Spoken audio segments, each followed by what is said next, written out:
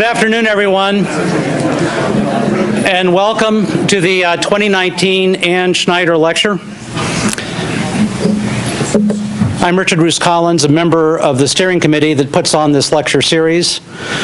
Tonight we are honored and delighted to have Secretary Babbitt as our speaker and Ellen Hanak as our moderator. Let me start with Ann Schneider, who inspired this series.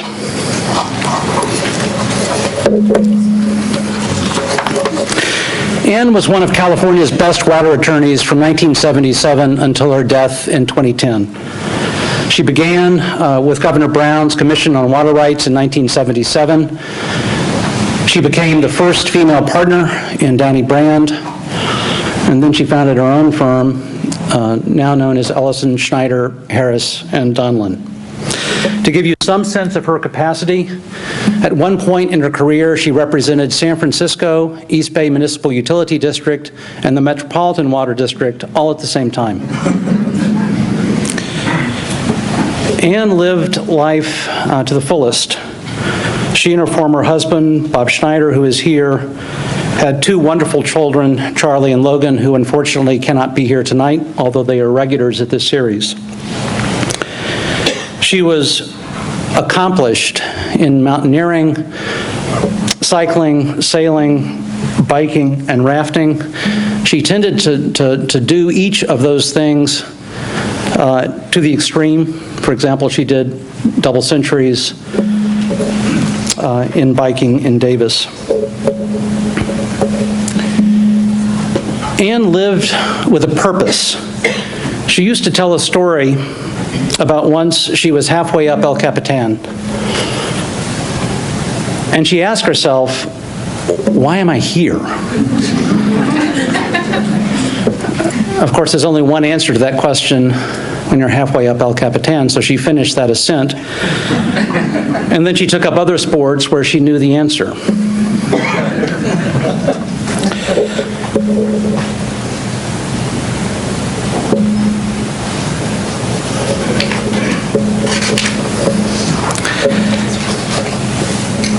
In her last months, Ann called close colleagues to her home to talk about the future. Each of us heard some variation of the request related to our water resources system. Help our state move beyond the muddle of litigation and unending planning processes. Create a successor to the old paradigm that underlies our water code. For example, she spoke about the importance of squaring the 1928 reasonable and beneficial use doctrine and the public trust doctrine as first recognized by our courts in 1983 as applying to water rights. Indeed, my last conversation with her harkened back to a case where we were on opposite sides at the very intersection of those doctrines. Her opening question in the settlement conference in that case was, Richard, are you here to set a precedent or to make the system work? That was her attitude about herself and every colleague she had, and that charge really informed the colleague's decision to form a steering committee and to put on this lecture series as one way to implement her vision, to continue the quest that she could not complete. This series is possible because of the hard work of the steering committee. Each of the members is listed. From the beginning in 2012, we have followed one rule, which is we invite lecturers to think critically and creatively outside of familiar boxes, which is exactly what Ann would have expected. Each of our speakers, including our speaker tonight, is free to pick and develop a topic. Before I introduce our speaker, I also want to acknowledge our sponsors. Big thanks to them. They contribute the funding that allows us to put on a free event. including the reception as well as scholarships. I'd also like to offer special thanks to David Guy and Daniela Ochoa, Northern California Water Association, Rita Schmidt-Sudman and Jennifer Bowles of the Water Education Foundation, and Rob Donlan, partner in the firm that Ann founded, all of whom have contributed well above and beyond the call of duty since this series started in 2012.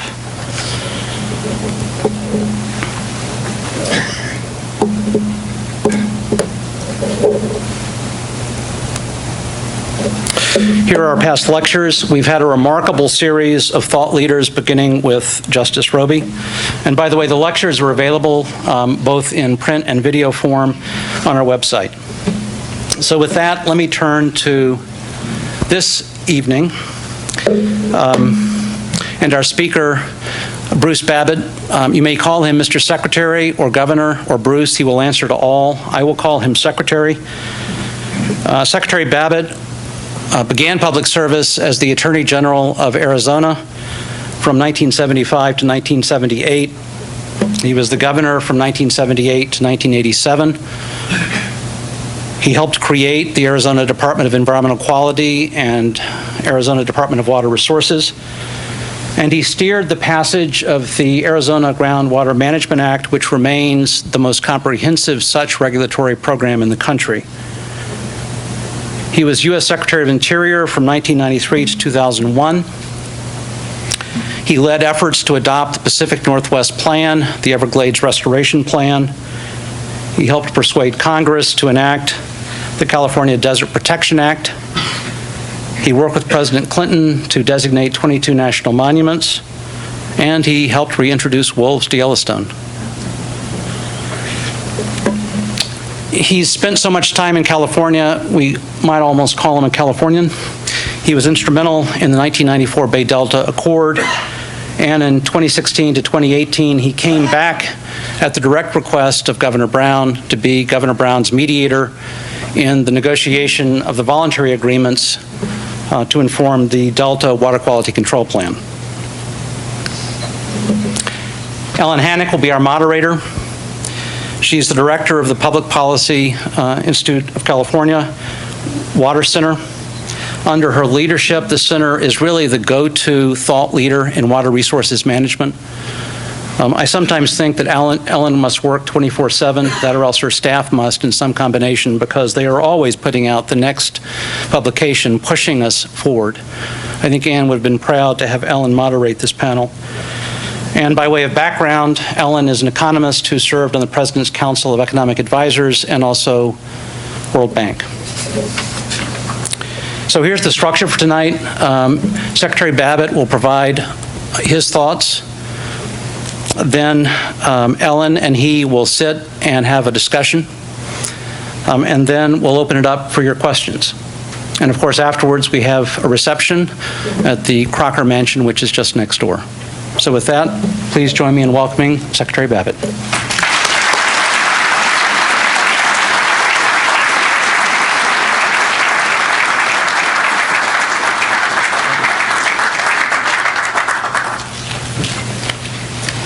Thank you, Richard. I very much appreciate that introduction and obviously the chance to visit with all of you and to have this discussion. I must tell you, I really do enjoy these moments, because when you leave public life and gradually fade into obscurity and step off the stage, there's always this kind of recurrent nostalgia for, you know, just a little bit of that kind of reminiscence. A couple of months ago, on my interminable flights back and forth from Washington to Sacramento, just to illustrate this point, I was on United 291, which is the milk run from Dulles to Sacramento in the evening. And I was quietly minding my own business, and there's this passenger next to me who is reading a newspaper, and he kind of looks over at me, goes back to reading, does it another time, and then he slams down the newspaper and he says, "I got it. Weren't you Bruce Babbitt. So, in that spirit, I'm obviously really delighted to be here with all of you. I have agreed to have Ellen Hanak as my interrogator for one reason, and that is that it will be an interrogation, and I expect to reserve some time for that, so I will try to be succinct. I want first to say just a few words about the voluntary settlement agreement process, which has occupied so much of my airtime for the last couple of years. I believe that the voluntary settlement process is, number one, important, number two, has made a lot of progress, and number three, is going to require a lot more work to get it across the finish line. And I would leave you, all of you who have worked in all different ways on this, to say that there's a lot of detail left in that, but it has, to date, got some really good emergent concepts that do a lot of justice to all the participants. The first one is a word that I'll associate with David Guy forever. He still comes up to me, and his first words are functional flows. Functional flows. It's a big concept that we have finally moved into this process of what are we going to do with tributary water. So it's a big concept, and we've really moved that into the discussion with its implications for matching water flow to habitat that has predictable and scientifically correct implications for generating salmon and fish. The second big idea that is now finally emerging is one that's been around for a long time, and that is the use of water diversion fees as a way of financing some of these changes and spreading the costs in an equitable way. It's a big idea, and it's now emerging as part of this. But good, solid emphasis is forthcoming for more and better science. And those are the strands, I think, that underlie the big task throughout the balance of this year to move that agreement and all of its implications for upgrading the tributaries toward a conclusion.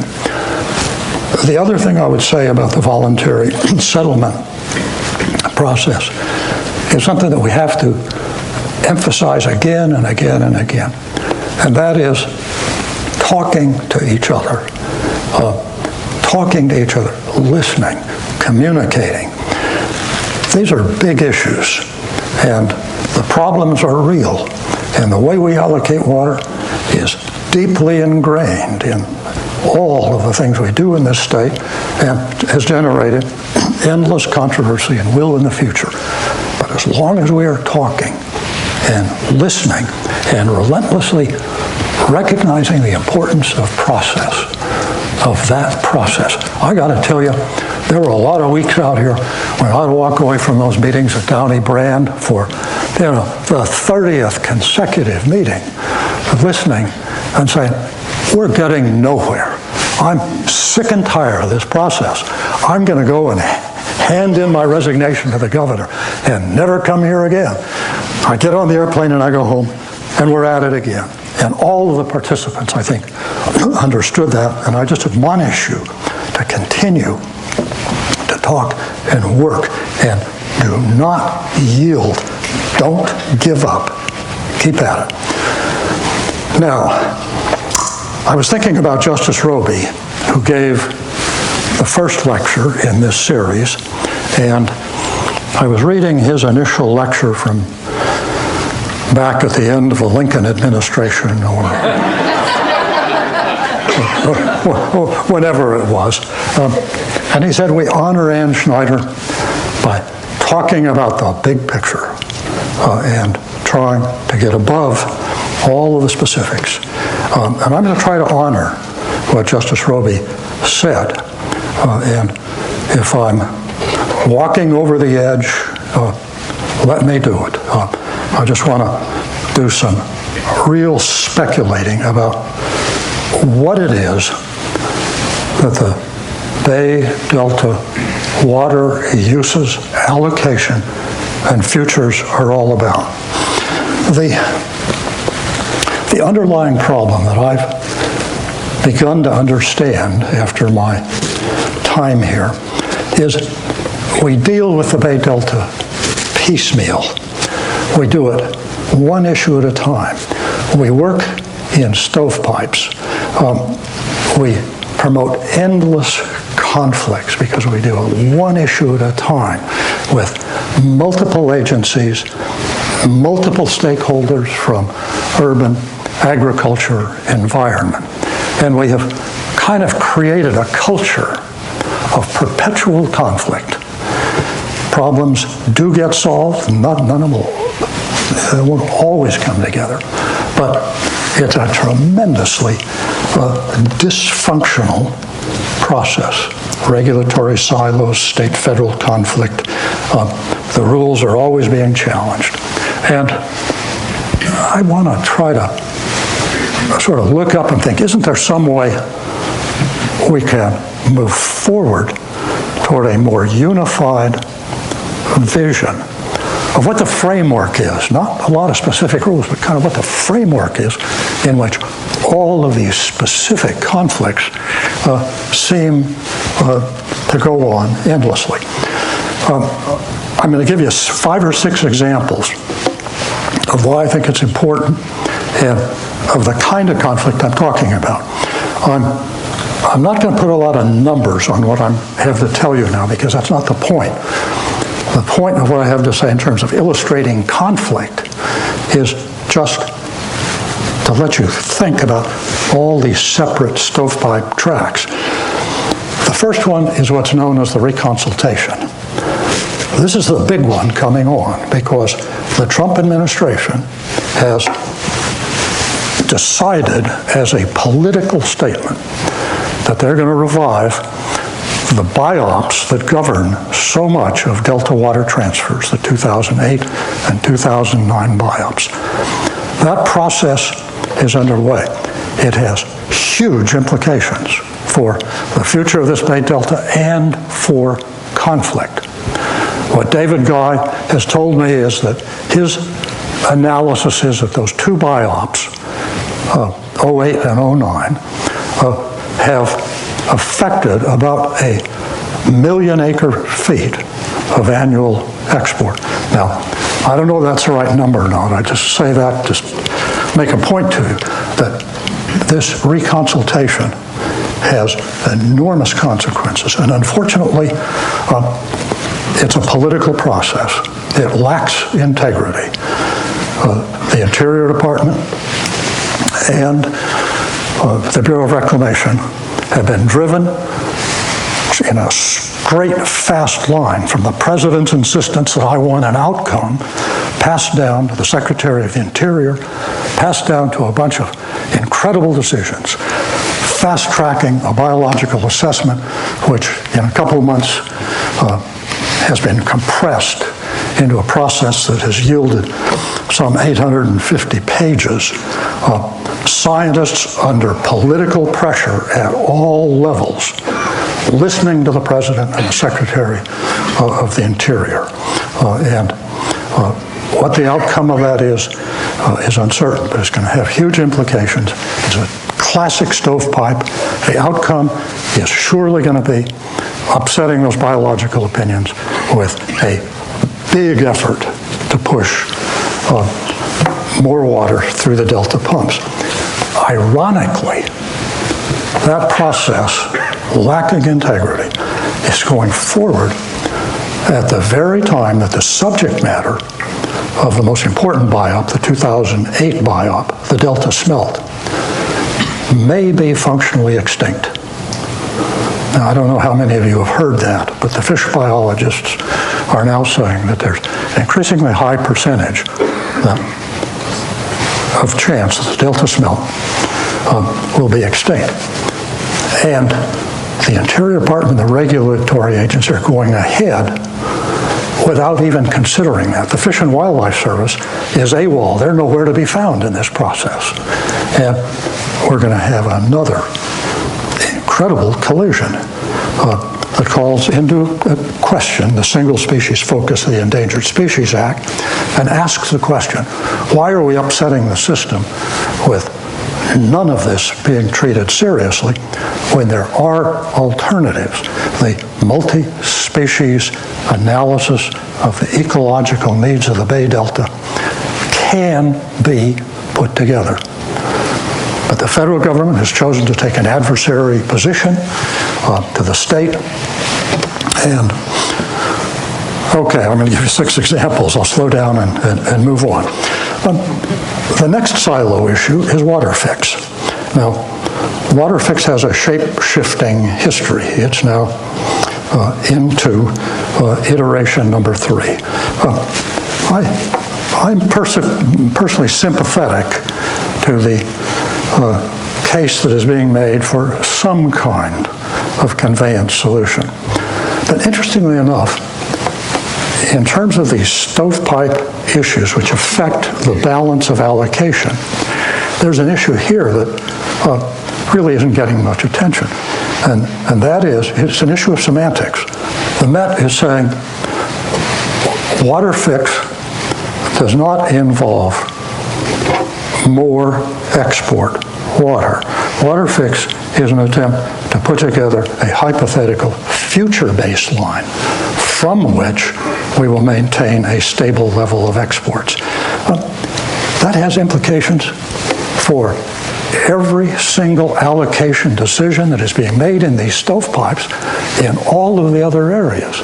How is it that we have a system in which one agency, I'm not blaming them, that's the way the system works, is saying we're inventing a new system of future baseline analysis, which in turn ripples through all of the allocation systems. I mean, if you're going to stage your water analysis by positing a future baseline, which makes sense in terms of climate change, how does it happen that one agency gets the benefit of that kind of analysis and every other agency and process remains silent? The WIN Act is another allocation scheme which was cooked up to micromanage the operation of the pumps for Delta export. I tried to read the act. It's impossible. It is pages and pages, reams of micro instructions. And it's now apparently being pushed for renewal. Well, how does the WIN Act interface with what's undergoing reconsultation with all of these other issues? Nobody knows. Then we have infrastructure. Shasta and sites. Again, singular analysis without any appreciation of an allocation framework. Shasta is particularly troubling because the federal government is taking on a fight with the state of California. There may be a very good case for raising Shasta Dam, but the federal government, at the instigation of the political direction of the administration, is saying, we're going to do Shasta and we're going to run over California because California law is not clear and there has been no signal that I know of from the state of California that we're going to put this in process to affect the allocation of water, both in terms of exports, in Delta uses, urban, rural, all of the various things. But we're going to do it by taking on California rather than attempting to do what we need to do, which is to work this stuff together. Sites Reservoir. Again, there's a powerful case for sites, but the implications of it in terms of water allocation haven't been clearly stated. I've read various kinds of cuts as to how much urban use there will be, how much south of Delta, how much will be reserved for cold water flows. But we're looking at a huge infrastructure project without any analysis across all of these other variables, and basically saying, we'll worry about the allocations after the fact. Sign up, we'll build it, and they will come. And even the Voluntary Settlement Act, which you have heard me talk about positively because we're making real progress, is ambiguous about delta outflow to San Francisco Bay. There are a whole lot of issues about how re-regulation water in the tributaries gets caught up in the CalSim regulatory analysis in the Delta, a lot of issues. So I hope that I've at least begun to make my case that as useful as a lot of these discussions are, and as good as some are better than others, they don't add. We can't predict where we're going to be. All we have is a culture of perpetual conflict, of short, narrow regulatory fights which end up in the courts, and we progress on to infinity. Now, in the spirit of Justice Roby's challenge, I now have a proposal to see if we can transcend all of this endless, narrow gauge, uncoordinated conflict and take it up another level. I think we should now talk seriously about a California Bay Delta Compact. Okay, what do I mean by a California Bay Delta Compact? Obviously, what we're looking for and struggling for with all of this conflict is some kind of framework which has embedded in it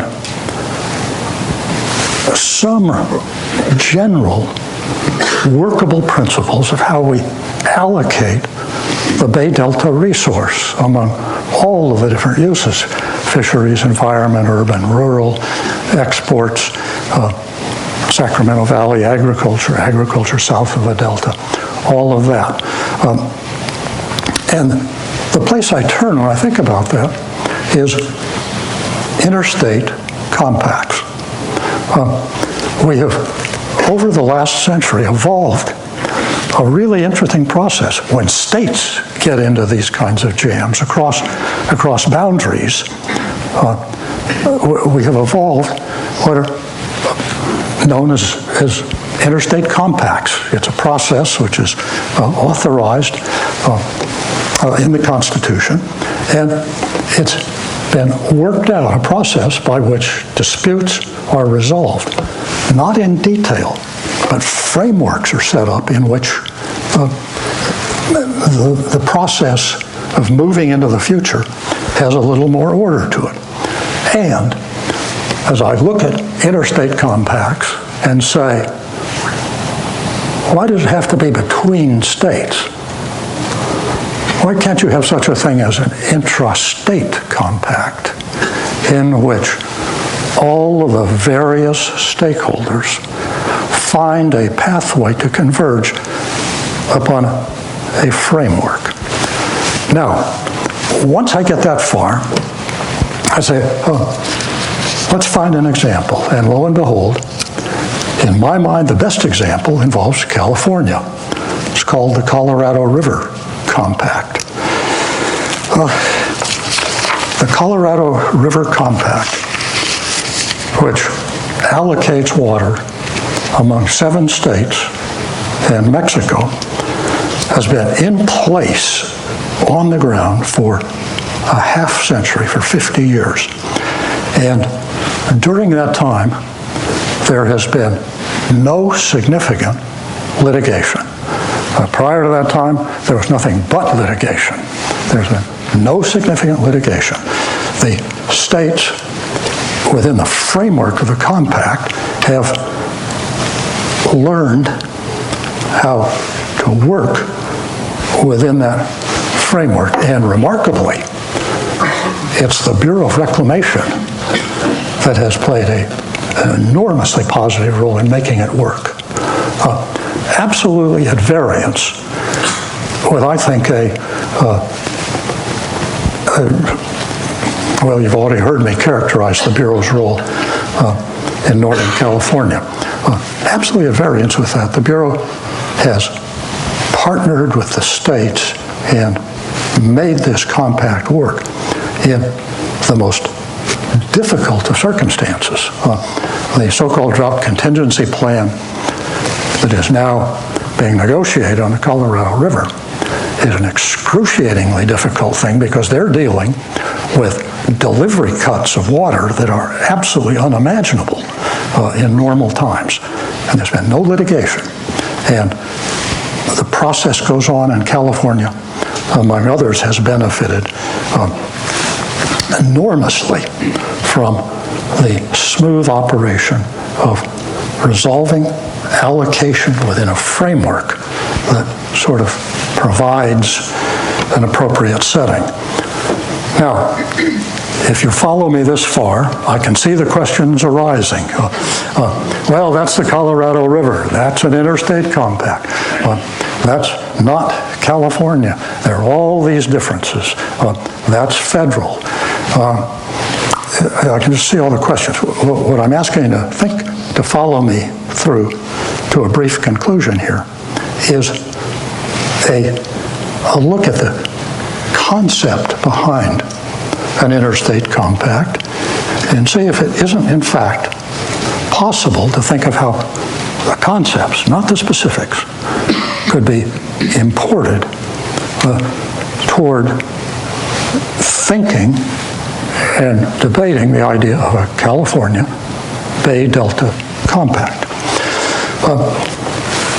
How would it work? Well, by analogy to the making of the Colorado River Compact, which admittedly is enormously controversial, took a long time, a lot of bloodshed, but it did get done.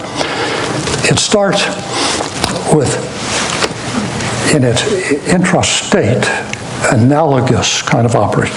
It would start with legislative authorization. I know the California legislature has been absent from 99% of the water issues of the last century in this state. But don't give up on them. We did get Sigma passed. So, okay, we go to Sacramento and say to the legislature, don't be scared. Don't be scared. We need a statewide framework. We need a California framework. We're not asking you to write the framework. We know that that's not possible. You really won't want to do that. We're asking you, the legislature, to authorize the beginning of a process. And we're asking you to pass authorizing legislation, saying that in some combination, the legislature and the governor would appoint a statewide commission. It's analogous to what happened on the Colorado River, only it's just intrastate. We could talk a long time about what that kind of commission would look like. It ought to be, obviously, high level, a lot of wise folks. It ought to cover the entire state. It ought to include stakeholders without being conspicuously or obviously tipped in any particular direction. And the legislation would say, once that commission is appointed, now head out and draft a framework for how the Delta should be governed in the future. Again, I'm not going to ask them to resolve a lot of disputes or to pick up on anything that's being done, but rather to look forward and say, where is the public interest in this state of ours in making the big decision about relative interests, all of them valid and all of them important, between the Sacramento Valley, all the tributaries, the San Joaquin, all of the exports, urban, rural, all of the fishery issues, the endangered species issues. Find us a concept, draft it up, and then send it back to the California legislature with an invitation to vote it up or down. Now, that's essentially the way interstate compacts work. There are many of them. There's one up on the Klamath, lots of other ones. But the Colorado River one is the most suggestive one because the way it brought conflict, didn't eliminate conflict. It brought this conflict into a kind of manageable framework. Now, I leave you with one other thought drawn from the Colorado River Compact, and that is, you may say, well, this sounds like an awfully heavy lift. You think you could actually get a process underway? Well, I don't know. That's to talk about it, but I can tell you how it finally got moving toward this extraordinary resolution in the history of the Colorado River. And that was, there was an effective moratorium on infrastructure construction until there was an agreement. I just leave that with you. But that's what made it happen, because Hoover Dam, again, was a California project. That's where it came from. But it couldn't be done as a practical matter. It was on hold as the inducement for people to come together and use the process. I leave you with the implications of that. Okay, I guess I'll finish just again by saying it's really been a wonderful experience working with all of you. I'm reminded Bryce Lundberg is here. He shows up with chocolate-covered rice every time I set foot in this state. And that's kind of an indication of all the ties I've developed with so many of you. And let me just say again, in summary, keep after the voluntary settlement agreement process. It ain't perfect. It's going to make a real difference on the tributaries at the very least. It's got great concepts embedded in it. It's going to be a tough slog getting there in 2019. Keep at it. Think about these concepts.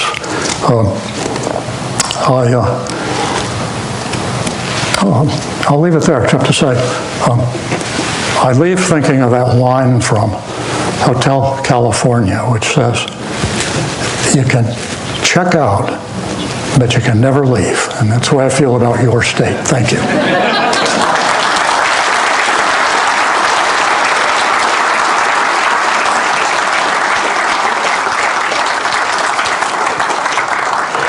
That's great. Okay.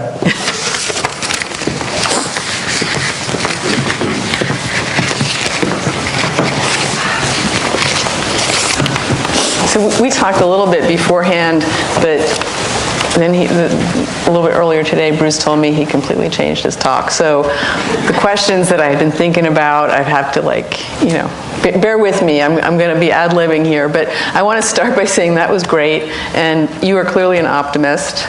After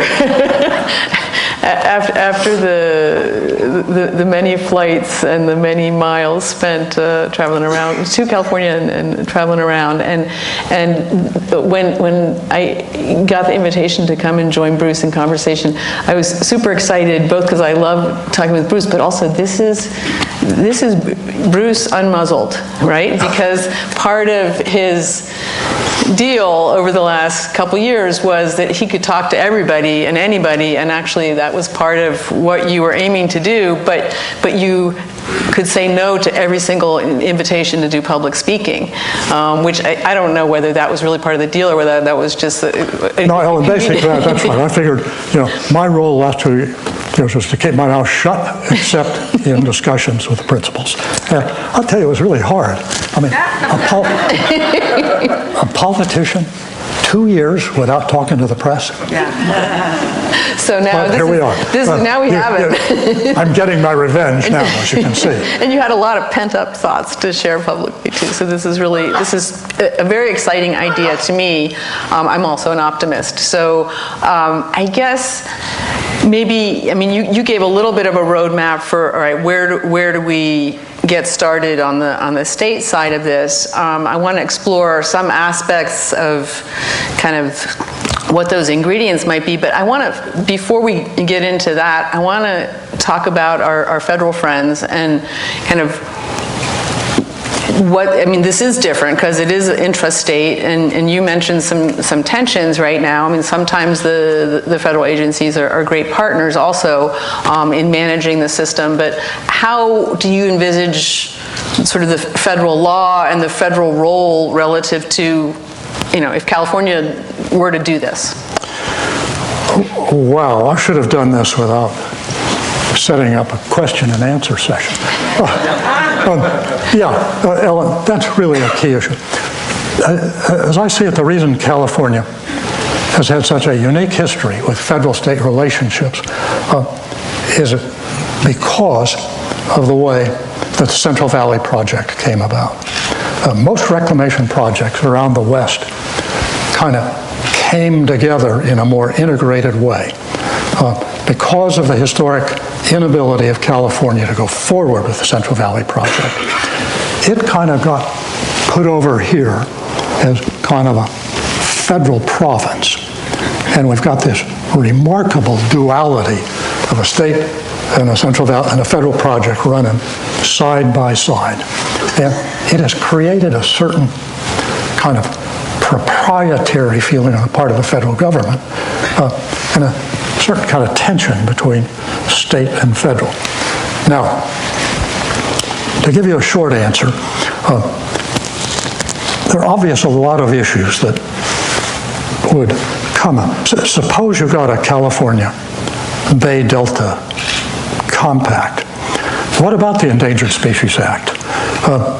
Would these guys be in town all the time micromanaging a California Bay Delta Accord?